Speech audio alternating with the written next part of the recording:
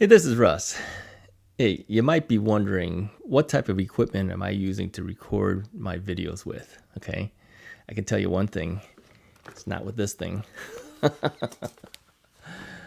No, it's not with this fancy camera.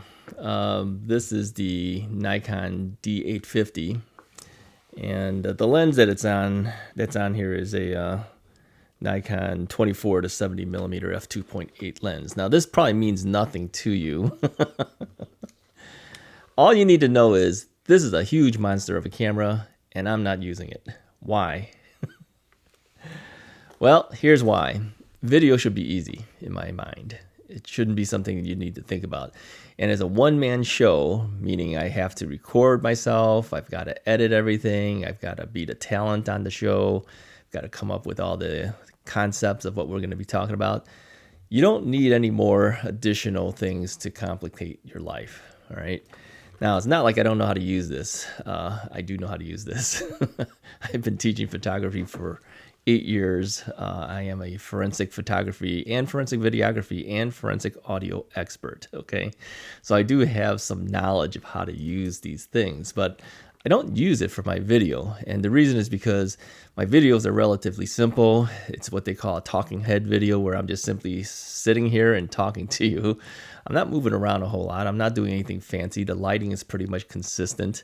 So I use a point and shoot camera. It's a Canon G7X Mark II. And the reason I use the Mark II and not the Mark III is because the Mark III had some major issues with focusing in other areas. So without going too deep into that, just know that I use a small camera. I'm using it right now, so I can't really show it to you, but I'll put a photo up here so you can see what it looks like, okay? It does a good job, in my opinion, and I don't see any reason to go anything fancier than this. Yeah, it is not 4K. It's 1080p. But I think on YouTube, that's fine. I'm looking at this and I'm going, really, why should I complicate my life? And I do watch other YouTube channels, and some of them use some really fancy equipment. Now, if you're really doing some really great videos that are, really a showpiece, yeah, I would agree. You want to use the best cameras you can. But, when you're doing something simple like this, there's no real reason to do that, all right? So what is the point of this whole video? Here's what I'm basically going to tell you. If you've been thinking of creating your own YouTube channel, do it. You don't need really fancy equipment to do it, okay? A lot of people use just their iPhones, quite frankly, and that's fine too. There's nothing wrong with using that to do a basic video, okay? But there's times when you need a little bit better. You need something that you can control.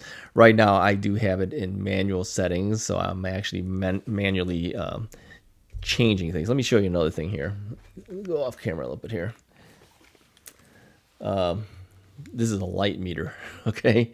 Now, you may not need to do this because you could actually set that camera up on an automatic mode. And a lot of times I do have it on the automatic modes. I should say semi-automatic mode. It's not full automatic. I'm putting on aperture priority mode when I'm setting up, even for my movies and things, right? So you don't need to know all that stuff. But right now I'm actually shooting it in manual mode, and I take a meter reading of the lighting so that the light looks right. I also do white balancing. I want to make sure that the colors look correct, so you don't see inconsistency in color tones of skin tones and stuff like that. Sometimes I have noticed in some of my older videos that it is off. In fact, if you looked at the first, I think probably the first 4 or 5 videos ever made on the Russ is Right channel, you'll see how far off it was because we weren't doing the color balancing, which I should have been doing from the start. I taught that in schools for photography, but I was too lazy to do it, and you can see the suffering of that. Here's what I use. Hold on. Let me pull this out. Okay. This is a gray card, okay? And my students will recognize this because we sold this in my photography classes. I still have a whole bunch of these in case anyone needs one. I still have them. They were like $20 or something like that. But anyways, we use this to actually set up the white balance. And once it's set up properly for custom white balancing, your colors will look good. So yeah, I do some things to make sure things are consistent. And here's what I use for audio. Let me show you this because it's actually recording the audio right now. So I'm a little careful moving it. This is a Zoom H4n recorder. I think they have I think the new ones are called H4n Pro or something like that. They've changed a little bit. But I record the audio on here. Now, to sync this up, the camera is actually recording audio too because there's a built-in microphone on there, but they sound terrible, okay? You want a separate microphone to do this, and that's what this microphone is connected to. It's connected to this recorder. So how do you synchronize the two? Well, it's actually very easy. I'm using Apple's Final Cut Pro 10. Some people call it Pro X. Come on, it's Roman numerals. It's Final Cut Pro 10. And I'm using that to synchronize it. There's a setting in there that allows you to compare the audio track of this to the microphone that's inside the camera. So it looks at the video and it looks at the audio. When you put it together, you just simply tell it to synchronize it, okay?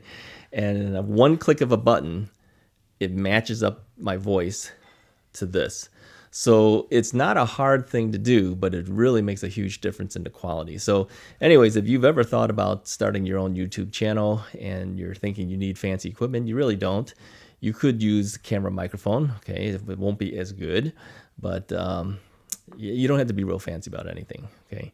All right, let me give you some prices here. The Canon G7X Mark II, I believe was about a $600 camera. I think I got it for $500. Yeah, I think I got it for $500, and it came with an extra battery and a memory card and all that kind of stuff. Okay, this microphone here is not expensive either. This is made by MXL. I think I bought this one for about $79. Sound quality is really good, by the way. I've had some really expensive microphones over my time, but for something that what we're doing right now, I have two of these things. This thing sounds pretty good for $79. And this recorder, I think I bought it for around $200, something like that. I don't know what the current version is. Let's say $250 even, okay? So you're investing a little bit of money, but you're getting some good equipment. And of course you need a tripod, and I have a basic tripod that holds my camera up, okay? You don't need anything fancy there either. But that's all you really need, all right? If you want to make videos, and okay, some software, all right? I am using Final Cut Pro 10, okay? You don't need to go that fancy. You can get software from Adobe, for instance, the Premiere Elements. Premiere Elements is, I believe, about $100. Let's say on sale, $79 to $100, something like that. You can edit with that.